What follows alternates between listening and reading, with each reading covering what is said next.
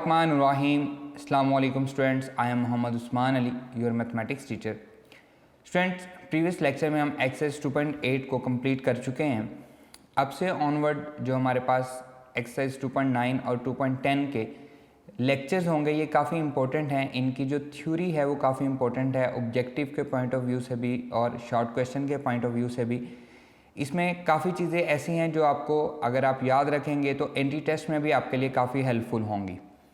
तो आज के लेक्चर में हम पढ़ेंगे इंक्रीजिंग और डिक्रीजिंग फंक्शन क्या होते हैं, इनके रिलेटेड हम एक्सरसाइज के क्वेश्चन करेंगे। इसके साथ साथ हम स्टेशनरी पॉइंट को पढ़ेंगे, क्रिटिकल पॉइंट को पढ़ेंगे, पॉइंट ऑफ इन्फ्लेक्शन को सीखेंगे कि क्या होता है, रिलेटिव मैक्सिमा, रिलेटिव मिनिमा के बारे में पढ़ेंगे। जितने भी हमारे पास नेक्स्ट एक्सरसाइज 2.9 और 2.10 के रिलेटेड लेक्चर्स हैं उनमें हम ये सारी चीज़ें सीखेंगे। जी स्टूडेंट्स, आज का हमारा टॉपिक है increasing and decreasing functions.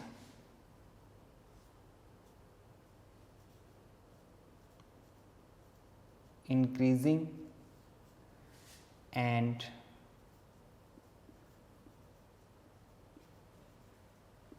Decreasing functions. सबसे पहले हम ये देखेंगे कि इंक्रीजिंग और डिक्रीजिंग फंक्शन होता क्या है। उसके बाद हम इसकी डेफिनेशन पढ़ेंगे, बुक के पे जो भी हमारे पास डेफिनेशन है। हम सभी लोग शुरू से ही बचपन से हम देखते आए हैं कि जब भी हम किसी बॉल को थ्रो करते हैं अपवर्ड तो वो एक पैराबोलिक कर्व में जाके गिरती है। ये हम सभी लोग देखते आए हैं, बचपन से हम देख रहे हैं। तो जो हमारे पास इसका अपवर्ड जाना है इसको हम क्या कहते हैं, ये इंक्रीजिंग है। ये जो हमारा ऊपर जा रहा है, बॉल को हम जब थ्रो करते हैं तो उसका जो ऊपर जाना है ये क्या है, इंक्रीजिंग है। फिर हमने फिजिक्स में भी पढ़ा है कि एक जगह पे जाके वो रुक जाती है, वो स्टेशनरी हो जाती है और फिर वो डाउनवर्ड आना शुरू कर देती है, तो वो क्या है, वो डिक्रीजिंग है। ये सिंपल इसके बारे में है जी, इंक्रीजिंग और डिक्रीजिंग क्या है। अब हम बात करते हैं अपने फंक्शन की। अगर हमारे पास एक कोई भी फंक्शन दिया गया है, पहले मैं उसके ग्राफ से आपको समझाता हूं कि उसका ग्राफ किस टाइप का होगा।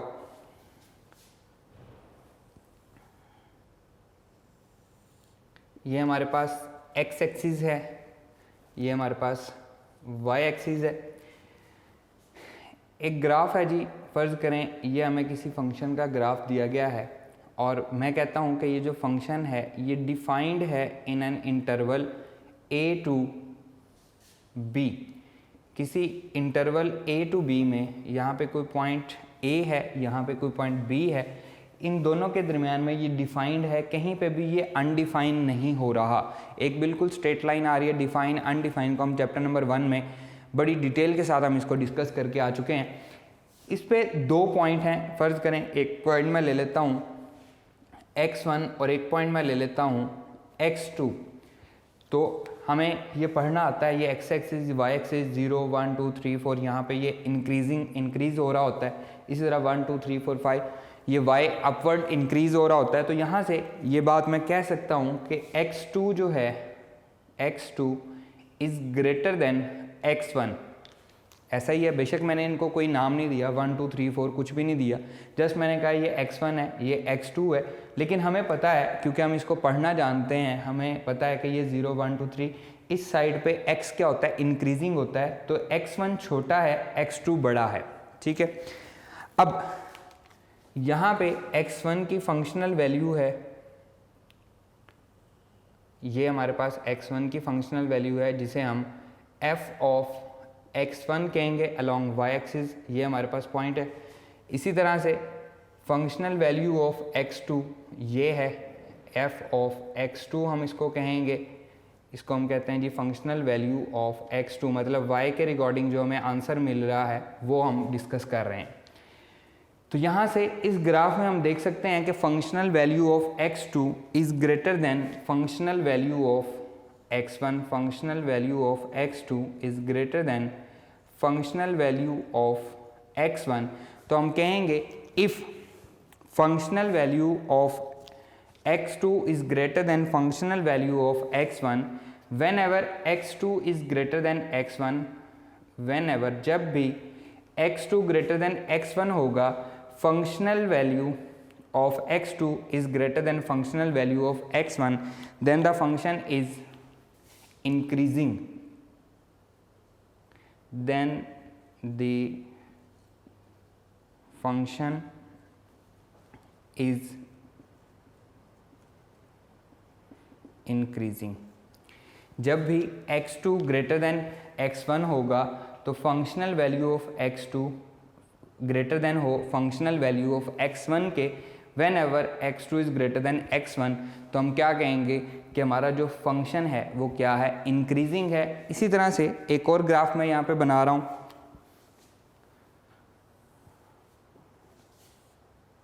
ये हमारा x एक्सिस है, ये हमारे पास y एक्सिस है, ये हमारे पास ग्राफ है जो कि डिफाइंड है in an interval a to b। इसमें भी हम एक पॉइंट लेते हैं, एक पॉइंट है x1, एक पॉइंट है x2। अब यहाँ पे भी हम देख रहे हैं कि x2 जो है ये ग्रेटर है x1 से, x2 is greater than x1 देख रहे हैं हम। लेकिन अब अगर हम इसकी फंक्शनल वैल्यू को डिस्कस करें तो x1 की फंक्शनल वैल्यू क्या है, ये हमारे पास x1 की फंक्शनल वैल्यू है, हम इसको लिखेंगे f ऑफ x1। और ये हमारे पास x2 की फंक्शनल वैल्यू है, इसे हम लिखेंगे f ऑफ x2। तो हम यहाँ पे लिखेंगे if f of x2 is less than f of x1, functional value of x2 छोटी है फंक्शनल वैल्यू ऑफ x1 से, when ever x2 is greater than x1, when ever x2 is greater than x1 then the function is decreasing, then the function is decreasing। अब इसे एक और तरह से भी हम रिपीट कर सकते हैं। फ़र्ज़ कर लेते हैं कि ये पॉइंट 2 है, ये पॉइंट 4 है, ठीक है। तो हम यहाँ पे देख सकते हैं 4 इज़ ग्रेटर देन 2, मैंने इसको 4 का है, इसको 2 का है। ये फंक्शनल वैल्यू है, 2 पे इसकी फंक्शनल वैल्यू फ़र्ज़ कर लें 5 आ रही है, और x1 पे इसकी फंक्शनल वैल्यू 5 आ रही है, और x2 पे इसकी फंक्शनल वैल्यू 8 आ रही है। तो functional value, if functional value of f of x2 is greater than functional value of f of x1 when ever x2 is greater than x1, तो हम क्या कहेंगे कि हमारा जो फंक्शन है वो क्या है, इंक्रीजिंग है। इसी तरह से x2 is greater than x1, ये बात वही है, लेकिन फंक्शनल वैल्यू ऑफ x2 छोटी है फंक्शनल वैल्यू ऑफ x1 से, तो हम क्या कहेंगे कि हमारा जो फंक्शन है वो क्या है, डिक्रीजिंग है। अब डेफिनेशन बुक वाला क्या करता है, बुक वाला भी यही डेफिनेशन कर रहा है, let f be defined on an interval a b and let x1 x2 belongs to a b। Let a function f of x is defined in an interval a b and let x1 x2 belongs to that interval a b, then f is increasing on an interval a b if functional value of x2 is greater than functional value of x1 whenever x2 is greater than x1। इसी तरह से दूसरी definition कर रहा है, f is decreasing on an interval a b if functional value of x2 is less than functional value of x1 whenever x2 is greater than x1। Clear. अब इसको और भी अगर हम सादा कर लें तो हम डेरिवेटिव्स को पढ़ के आए हैं। अगर if first derivative f dash of x is greater than 0 then function is increasing, and if f dash of x first derivative is less than 0 then function is decreasing। बिल्कुल सिंपल सी बात है, अगर हमारा फर्स्ट डेरिवेटिव ग्रेटर देन 0 है तो हमारा function increasing है, और अगर हमारा फर्स्ट डेरिवेटिव लेस देन 0 है तो हमारा फंक्शन क्या है, डिक्रीजिंग है। ये बिल्कुल सिंपलेस्ट फॉर्म है, इंक्रीजिंग और डिक्रीजिंग को सॉल्व करने के लिए हमें ये हेल्पफुल होगा। अब हम इसके क्वेश्चन करते हैं, एक्सरसाइज 2.9 में इसके रिलेटेड क्वेश्चन है, हम उन क्वेश्चन को डिस्कस करते हैं। लेकिन उससे पहले हम स्टेशनरी पॉइंट को डिस्कस करेंगे। स्टेशनरी पॉइंट,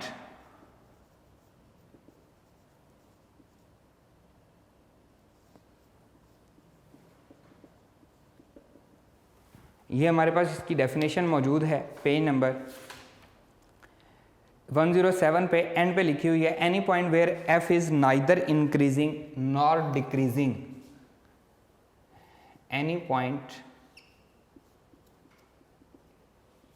वेयर f यानी कि function is neither increasing nor decreasing is called a stationary point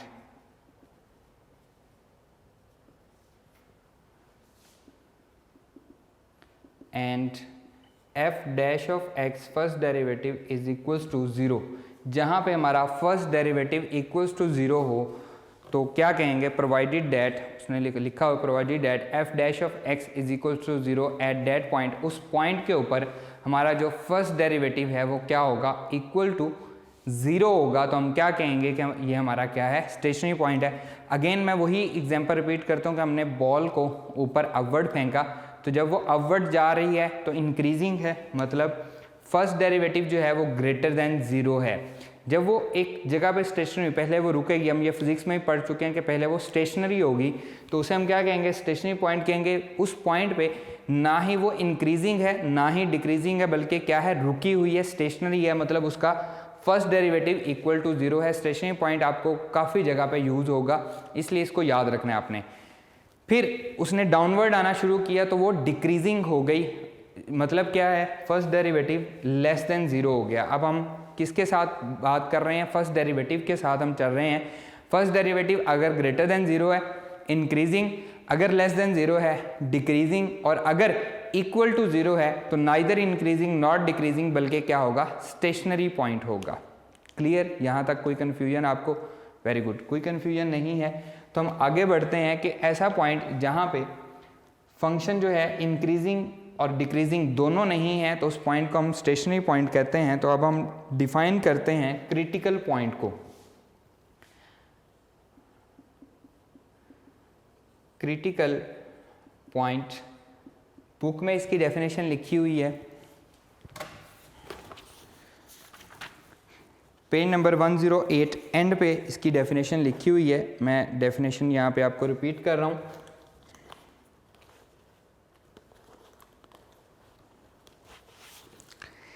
if C belongs to domain of F, if C कोई पॉइंट है, belongs to domain of F and F dash of C and F dash of C is equals to 0, उस point पे जो उसका derivative है वो 0 हो जाता है।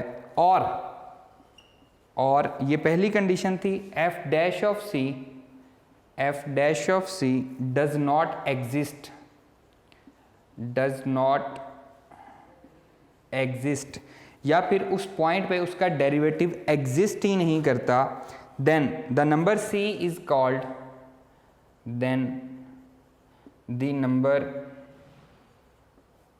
C is called a critical value for F, called a critical value for F, while the point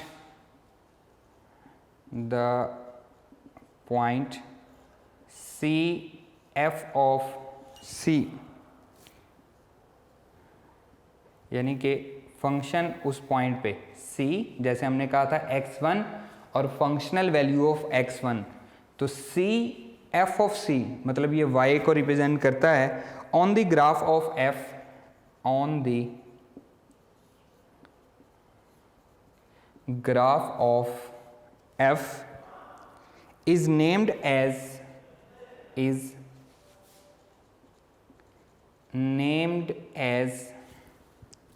a critical point, named as a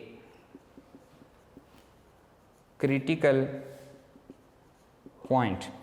इसको मैं अगेन रिपीट कर रहा हूँ, if C belongs to domain of F, C function की domain में से, जैसे मैं कह लूँ x1 belongs to the domain of F and F dash of C, उस पॉइंट पे जो उसका फर्स्ट डेरिवेटिव है वो 0 हो जाए।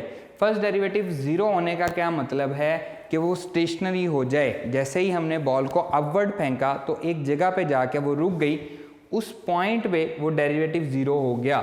ये इसकी पहली कंडीशन है। इसका मतलब है कि स्टेशनरी पॉइंट की कंडीशन भी यही है कि उसका फर्स्ट डेरिवेटिव 0 हो, और क्रिटिकल पॉइंट की भी वही है कि उसका फर्स्ट डेरिवेटिव 0 हो। तो यहाँ पे हम कह सकते हैं कि ये हमारे पास वही बात है जो स्टेशनरी पॉइंट वाली है। तो यहाँ पे एक नोट लिखेंगे जो कि बुक पे नहीं लिखा हुआ। Note: every stationary point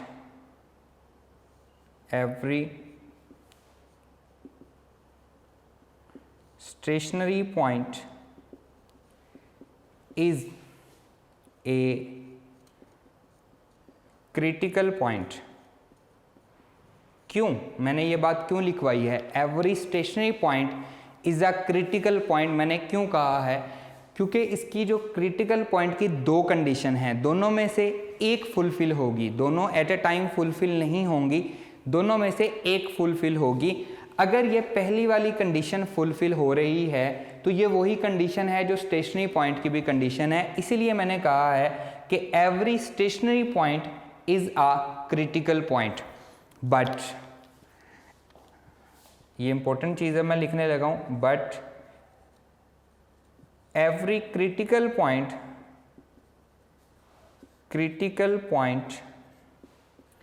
is not a stationary point. हर जो क्रिटिकल पॉइंट होता है वो स्टेशनरी पॉइंट नहीं होता। क्यों नहीं होता? अगर तो पहली कंडीशन फुलफिल हो रही है तो क्रिटिकल पॉइंट भी स्टेशनरी पॉइंट है, स्टेशनरी पॉइंट भी क्रिटिकल पॉइंट है। ये हमारी बात यहाँ पे हो गई कि every stationary point is a critical point. But अगर दूसरी कंडीशन फुलफिल हो रही है, दूसरी कंडीशन क्या है? F dash of C does not exist. अब ये एग्जिस्ट कब नहीं करेगा? अब ये एग्जिस्ट कब नहीं करेगा? अगेन हम बुक की तरफ मूव करते हैं। पेज नंबर 109 पे आपको एग्जांपल दी गई है एक्स मॉड की। एक्स एब्सोल्यूट वैल्यू है, इसकी डेफिनेशन हम पढ़ चुके हैं, पहले चैप्टर में हमने इसको पढ़ा था। यहाँ पे क्या है कि एक्स मॉड का जो डेरिवेटिव है वो at X is equals to 0 exist नहीं करता। इस बात को लिख लें, इस बात को याद कर लें। ये 2 साल पहले भी ये MCQ पेपर में आ चुका है कि एब्सोल्यूट फंक्शन का derivative at X is equals to 0 exist नहीं करता। एब्सोल्यूट फंक्शन का ग्राफ क्या बनता है? एब्सोल्यूट फंक्शन का ग्राफ होता है, क्योंकि वो हमेशा पॉजिटिव होता है तो ये इस तरह से ग्राफ होता है। यहाँ पे हमारे पास एक शार्प एज बन रहा होता है at X is equals to 0, और जहाँ पे भी शार्प एज बनेगा, जहाँ पे भी शार्प एज बनेगा वहाँ पे कभी भी डेरिवेटिव एग्जिस्ट नहीं करता। क्योंकि डेरिवेटिव का मतलब क्या है? ग्राफिकली अगर हम इसको देखें तो ये क्या है? स्लोप ऑफ टेंजेंट है। ये आज आपने एक नई चीज़ सीखी है। जब भी आपसे कहा जाए कि स्लोप ऑफ टेंजेंट बताएं तो इसका मतलब क्या है कि वो क्या पूछ रहा है आपसे? वो डेरिवेटिव पूछ रहा है। अगेन मैं अपनी बात को रिपीट कर रहा हूँ कि जब भी आपसे पूछा जाए कि स्लोप ऑफ टेंजेंट बताएं तो इसका मतलब क्या है कि वो आपसे क्या पूछ रहा है? डेरिवेटिव पूछ रहा है। और यहाँ पे जहाँ ये हमारे पास एक्स मॉड का ग्राफ है, ये इस तरह से होता है, इसने भी बनाया हुआ है यहाँ पे। तो ये जब भी जहाँ पे शार्प एज बनेगा वहाँ पे कभी भी डेरिवेटिव एग्जिस्ट नहीं करेगा। और ये कहाँ पे बन रहा है? एक्स इज इक्वल्स टू 0 पे। तो इस पॉइंट पे F dash of C does not exist. यहाँ पे ग्राफ एग्जिस्ट नहीं कर रहा क्योंकि हम यहाँ पे टेंजेंट ड्रॉ नहीं कर सकते। टेंजेंट को आप फर्स्ट ईयर में भी पढ़ चुके हैं। हम यहाँ पे क्या नहीं ड्रॉ कर सकते? टेंजेंट ड्रॉ नहीं कर सकते। क्लियर है? Then the number c is called a critical value for f while the point c f of c on the graph of f is named as the critical point। दोनों बातें clear हो गई। ये वो point है जहां पे हमारा डेरिवेटिव एग्जिस्ट कर रहा है और क्या है? 0 है। डेरिवेटिव एग्जिस्ट कर रहा है और 0 है। अगर ये वाली कंडीशन फुलफिल होती है तो स्टेशनरी पॉइंट और क्रिटिकल पॉइंट दोनों एक ही हैं। लेकिन अगर किसी पॉइंट पे डेरिवेटिव ही एग्जिस्ट नहीं कर रहा तो उसको हम क्या कहेंगे? क्रिटिकल पॉइंट कहेंगे, स्टेशनरी पॉइंट नहीं कहेंगे। और डेरिवेटिव कब एग्जिस्ट नहीं करता? जब ग्राफ में शार्प एज बनता है। हम वहाँ पे टेंजेंट ड्रॉ नहीं कर सकते। जहाँ पे भी शार्प एज बनेगा, यहाँ पे इसने दूसरी एग्जांपल भी ली हुई है, उसमें देखें 0,2 हमारे पास पॉइंट है ग्राफ में, आप देख सकते हैं वहाँ पे आपका जो है शार्प एज बन रहा है, वहाँ पे हम टेंजेंट ड्रॉ नहीं कर सकते। तो ये हमारे लिए आज की ऑब्जेक्टिव्स थी। पहली बात हमने ये सीखा कि इंक्रीजिंग और डिक्रीजिंग फंक्शन क्या होता है, ठीक है। उसके लिए हमारे पास क्या थी, अगर फर्स्ट डेरिवेटिव ग्रेटर देन 0 हो तो इंक्रीजिंग फंक्शन है, फर्स्ट डेरिवेटिव लेस देन 0 हो तो डिक्रीजिंग फंक्शन है। नेक्स्ट हमने क्या सीखा कि स्टेशनरी पॉइंट क्या होता है। स्टेशनरी पॉइंट पे फर्स्ट डेरिवेटिव इक्वल टू 0 हो जाता है, ऐसा पॉइंट जहाँ पे ना ही फंक्शन इंक्रीजिंग है ना ही डिक्रीजिंग है, इसको हम क्या कहेंगे, स्टेशनरी पॉइंट कहेंगे। फिर हमने क्रिटिकल पॉइंट देखा, क्रिटिकल पॉइंट की 2 कंडीशन है, दोनों में से कोई एक आएगी, दोनों कभी नहीं आएंगी, दोनों में से कोई एक आएगी। पहली कंडीशन क्या है, उस पॉइंट पे डेरिवेटिव एग्जिस्ट कर रहा है और किसके इक्वल है, 0 के इक्वल है। तो इस केस में ये दोनों सेम है, क्रिटिकल पॉइंट और स्टेशनरी पॉइंट दोनों सेम है, इसलिए मैंने लिखवाया कि every stationary point is a critical point. लेकिन अगर हमारे पास सेकंड वाला केस आ रहा है कि फंक्शन उस पॉइंट पे एग्जिस्ट नहीं कर रहा, फंक्शन का डेरिवेटिव उस पॉइंट पे एग्जिस्ट नहीं कर रहा, तो हम उसे क्या कहेंगे, क्रिटिकल पॉइंट कहेंगे, उसे हम स्टेशनरी पॉइंट नहीं कहेंगे। डेरिवेटिव कैसे एग्जिस्ट नहीं करता वो भी मैं आपको बता चुका हूँ कि जब भी हमारे पास ग्राफ में शार्प एज बनेगा तो वहाँ पे हमारा डेरिवेटिव एग्जिस्ट नहीं कर रहा होगा। और डेरिवेटिव क्या है, ये हमने एक नई चीज़ सीखी यहाँ पे, स्लोप ऑफ टेंजेंट। जब भी आपसे कहा जाए क्वेश्चन में, एंटी टेस्ट में वो अक्सर ऐसे क्वेश्चन करता है, दी स्लोप ऑफ टेंजेंट बताएं किसी भी फंक्शन का, जैसे वो कह सकता है जी स्लोप ऑफ टेंजेंट बताएं साइन एक्स का। इसका मतलब क्या है, वो आपसे क्या पूछ रहा है, साइन एक्स का डेरिवेटिव पूछ रहा है। तो स्लोप ऑफ टेंजेंट का मतलब भी आज हमने सीखा कि क्या है, उसका मतलब डेरिवेटिव है। क्लियर। तो यहाँ तक ये हमारे पास था इंक्रीजिंग, डिक्रीजिंग, स्टेशनरी पॉइंट और क्रिटिकल पॉइंट। अब हम इनके रिलेटेड जो एक्सरसाइज 2.9 के क्वेश्चन है, आइए उनको हम सॉल्व करते हैं। जी स्टूडेंट्स, एक्सरसाइज 2.9 जो क्वेश्चन नंबर 1 है, उसमें वो आपसे कहता है determine the interval in which F is increasing और decreasing for the domain mentioned in each case. उसने साथ डोमेन भी दी हुई है, इंटरवल भी आपको दिया गया है, और उसमें वो आपसे कहता है कि बताएं कि ये फंक्शन इंक्रीजिंग है या डिक्रीजिंग है।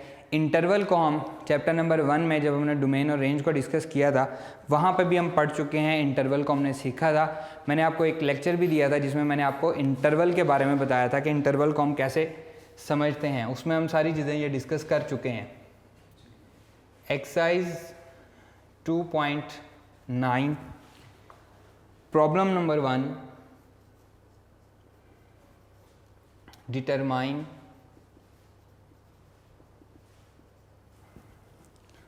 the intervals in which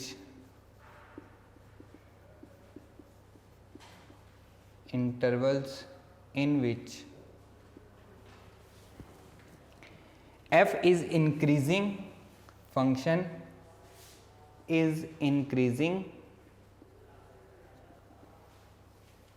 or decreasing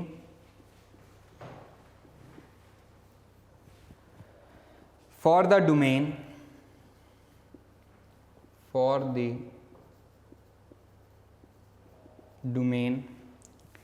mentioned in each case।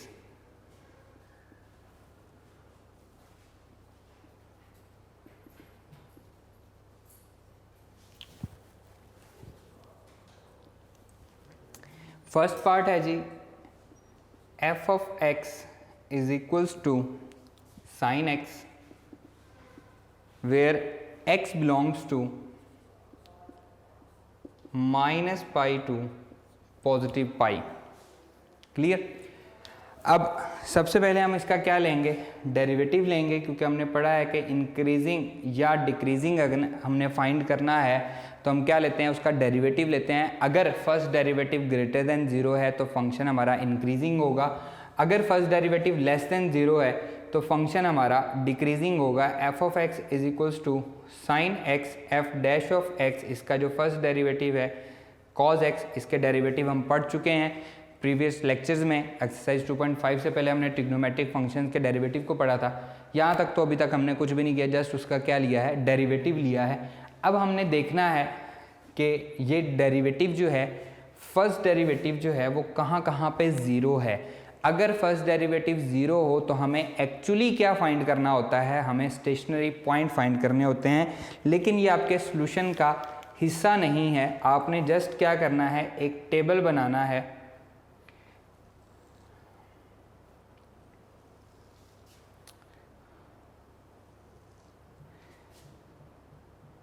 इसमें आपने लिखना है x की वैल्यूज़ जो कि आपको इस इंटरवल से लेनी है, और यहाँ पे आपको लिखना है f dash of x equals to cos x, first derivative का बिहेवियर उन वैल्यूज़ पे। सबसे पहले वैल्यू है माइनस पाई, मतलब -180 हमारे पास वैल्यू है।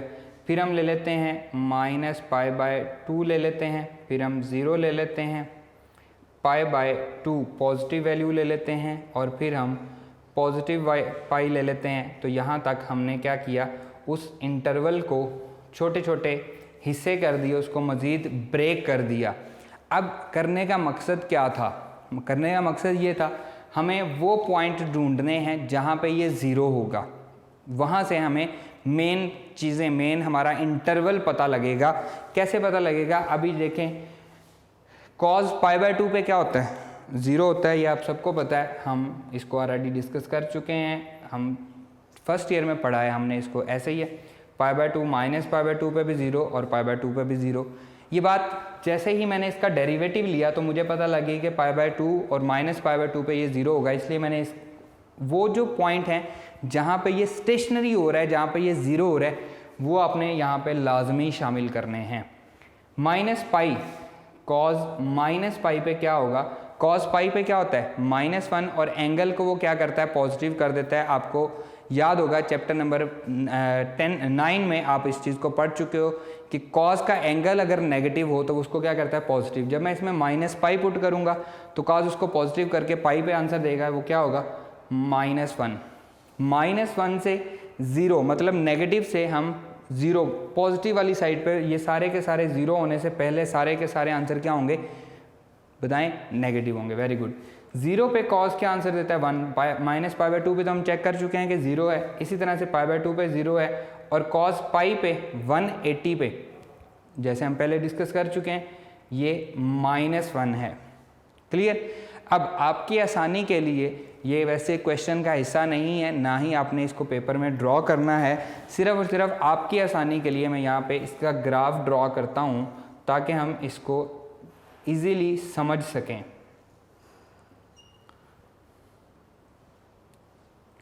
ये हमारे पास 0 आ गया, ये आ गया जी माइनस पाई बाय 2, ये आ गया माइनस पाई, ये आ गया जी प्लस पाई बाय 2, और ये आ गया जी प्लस पाई।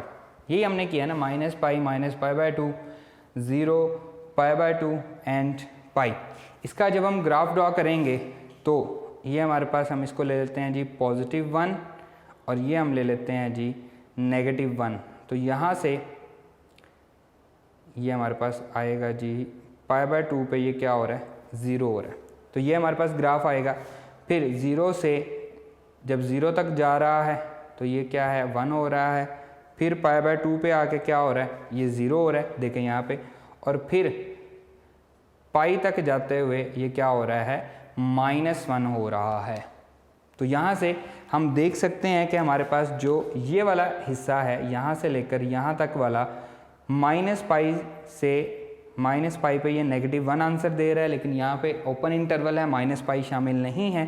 ये ग्राफ सिर्फ और सिर्फ प्योरली आपको समझाने के लिए बनाया है, ये इसका हिस्सा नहीं है, ना ही आपने इसके सॉल्यूशन में लेके आना है इसको। आपको सिर्फ ये टेबल समझाने के लिए मैंने ये ग्राफ बनाया है। माइनस पाई से माइनस पाई बाय 2 तक सारी की सारी value below the x axis है, मतलब नेगेटिव हैं। अगर वो ये किसकी हैं ये भी देखें, उसके फर्स्ट डेरिवेटिव की हैं। अगर फर्स्ट डेरिवेटिव की वैल्यूज़ नेगेटिव हैं तो वो क्या होगा, डिक्रीजिंग होगा। फिर माइनस पाई बाय 2 से लेकर प्लस पाई बाय 2 तक ये सारी अबव द एक्स एक्सिस हैं, तो हम क्या कहेंगे, ये सारी की सारी वैल्यूज़ क्या हैं, पॉजिटिव हैं। तो इसका क्या मतलब हुआ कि यहाँ से यहाँ तक ये सारे के सारे क्या होंगे, इंक्रीजिंग होंगे।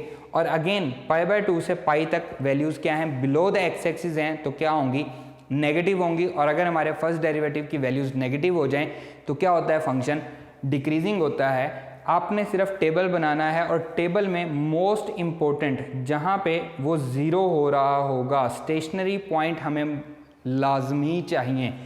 अगर हम स्टेशनरी पॉइंट इस टेबल में नहीं लेके आते तो हम अपने इंटरवल को ब्रेक नहीं कर सकेंगे। बात समझ आई?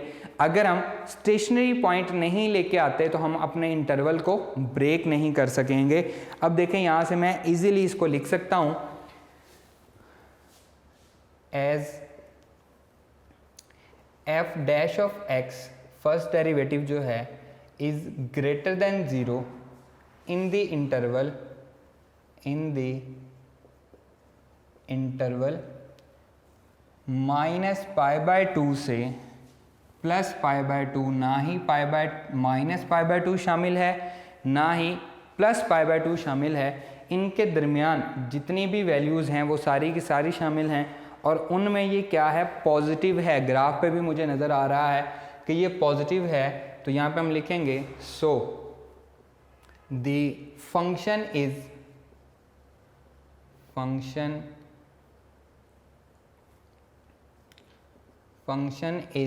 increasing in the interval minus pi by 2 से प्लस पाई बाय 2। हम बुक को भी देख लेते हैं कि बुक ने इसको किस तरह से लिखा है, बुक की वर्डिंग क्या है, ताकि हमारी वर्डिंग उससे कोई डिफर ना कर रही हो बुक से।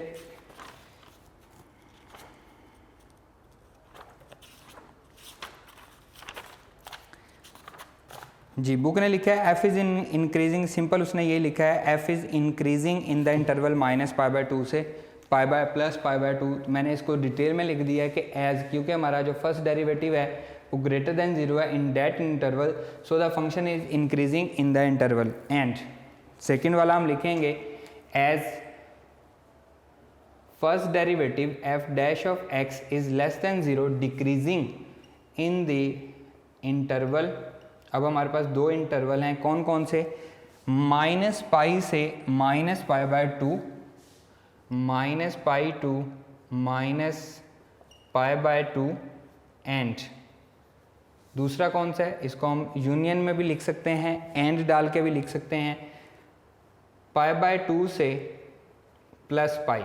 ये छोटी वैल्यू है, ये बड़ी वैल्यू है, इसलिए ये पहले लिखे, ये बाद में। इसी तरह ये छोटी वैल्यू है, ये बड़ी वैल्यू है, आप एंड लिखें। या बुक वाले को देख लेते हैं कि बुक ने यूनियन के साथ लिखा है या उसने भी एंड डाल के लिखा है। हम बुक को फॉलो कर लेते हैं, एंड ही उसने भी लिखा है तो हम भी एंड लिखेंगे, क्योंकि यहाँ पे हमारा जो फर्स्ट डेरिवेटिव है वो लेस देन 0 है। So the function is decreasing in the interval, दो इंटरवल हैं जी, मैं यहाँ पे लिख रहा हूँ, minus pi to pi minus pi by 2 and pi by 2 to pi. इन दोनों इंटरवल में हमारा जो फंक्शन है वो क्या कर रहा है, डिक्रीज़ कर रहा है। क्वेश्चन बहुत ही इजी है, सिंपल। आपने फंक्शन लेना है, फंक्शन का डेरिवेटिव लेना है, फिर आपने जो गिवन आपको इंटरवल दिया गया होगा उसको ब्रेक कर लेना है छोटे छोटे इंटरवल में। और इस बात का ध्यान रखना है कि आप स्टेशनरी पॉइंट लाजमी लिखें, जहाँ पे वो 0 हो रहा हो वो आप लाजमी लिखें। वहाँ से आपको आइडिया हो जाएगा 0 पे आपको हमेशा ब्रेक करना है, अपने इंटरवल जो है वो हमेशा 0 पे ब्रेक करना है। यहाँ पे क्योंकि 2 दफ़ा हो रहा था इसलिए मैंने 2 दफ़ा लिखा है, वरना जो बाकी पार्ट है उनमें एक एक दफ़ा ही हो रहा है। तो आपका ब्रेक करने के बाद आपको आइडिया हो जाएगा कि कहाँ पे, ये देखें -1 से 0 तक ये सारी नेगेटिव वैल्यू हैं, 0 से -1 तक ये सारी नेगेटिव वैल्यू हैं, और ये 0 से इस 0 तक सारी की सारी पॉजिटिव वैल्यू हैं। ग्राफ आपको इसलिए बताया ताकि आपको इसकी इजीली समझ आ सके। क्लियर? बिल्कुल सिंपल से क्वेश्चन है। मैं इसका 4th पार्ट करता हूँ, बाकी जो 2nd और 3rd पार्ट है इजी हैं, वो आपने खुद से होमवर्क करने हैं, आपके लिए होमवर्क हैं। आइए इसका 4th पार्ट सॉल्व करते हैं। जी स्टूडेंट, इसका 4th पार्ट है f of x is equals to x square plus 3x plus 2, और इंटरवल है x बिलोंग्स टू -4 to 1। ठीक है जी। अब सिंपली हम क्या करेंगे जी, फंक्शन का डेरिवेटिव लेंगे, f of x is equals to X square plus 3x plus 2, इसका derivative f dash of x is equals to 2x plus 3। अब यहाँ पे स्टेशनरी पॉइंट आपने फाइंड करना है। ये भी इस क्वेश्चन का हिस्सा नहीं है, सिर्फ आपको समझाने के लिए कि आप इसका फर्स्ट डेरिवेटिव जो है वो इक्वल टू 0 पुट कर दें तो आपको स्टेशनरी पॉइंट मिल जाएगा 2x equals to -3, x equals to -3/2। अगर आपको नहीं समझ आता कि इसका स्टेशनरी पॉइंट क्या होगा तो इस तरह से फाइंड कर लें, ताकि आपने क्या करना है वहाँ पे वो पॉइंट उसमें लाजमी शामिल करना है ग्राफ में। जब आप इसका ग्राफ बनाएं तो वो पॉइंट लाजमी शामिल करें।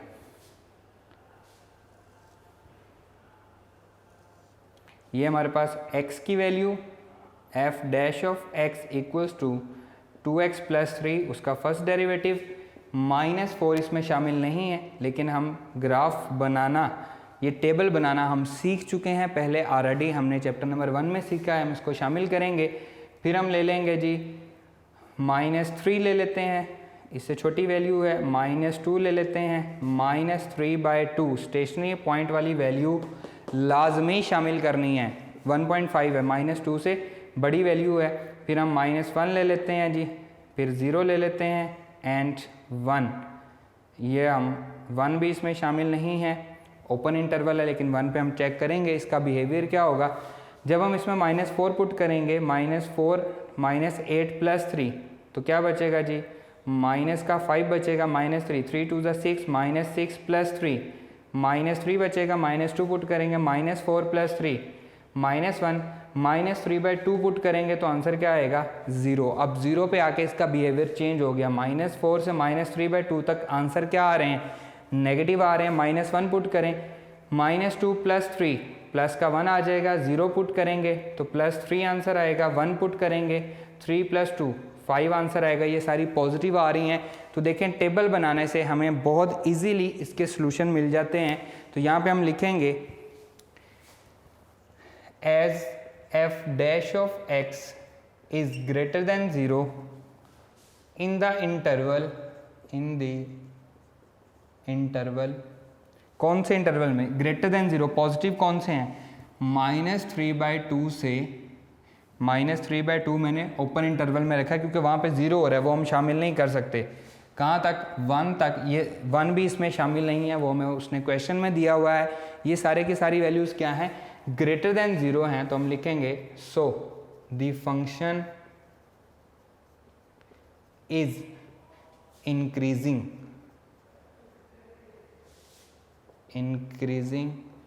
इन द इंटरवल -3/2 से 1। इस इंटरवल में वो क्या कर रहा है, इंक्रीजिंग कर रहा है। और दूसरा लिखेंगे as f dash of x is less than 0 in the interval. अब टेबल में हमें क्लियरली नज़र आ रहा है किस इंटरवल में, -4 से लेकर -3/2, ना ही -4 शामिल है और ना ही -3/2 शामिल है, क्योंकि वहाँ पे 0 हो रहा है। 0 ना ही हमें बताता है कि ये पॉजिटिव है, ना ही हमें बताता है नेगेटिव है, इसलिए हम 0, जहाँ पे 0 हो रहा होता है वो पॉइंट लाजमी लेते हैं। सो दी फंक्शन, बल्कि 0 जो है ये पॉजिटिव और नेगेटिव में तमीज़ करता है, is decreasing in the interval -4 to -3/2। इस इंटरवल में वो क्या कर रहा है, डिक्रीजिंग कर रहा है। Clear students. तो आज के लेक्चर में हमने क्या सीखा, increasing function, decreasing function, stationary point और क्रिटिकल पॉइंट और उनके रिलेटेड जो क्वेश्चन आते हैं उनको सॉल्व करना हमने आज के लेक्चर में सीखा है। क्लियर। आज का ये लेक्चर यहीं पे ख़त्म होता है। इंशाल्लाह नेक्स्ट लेक्चर में आपसे मुलाकात होगी। अल्लाह हाफिज़।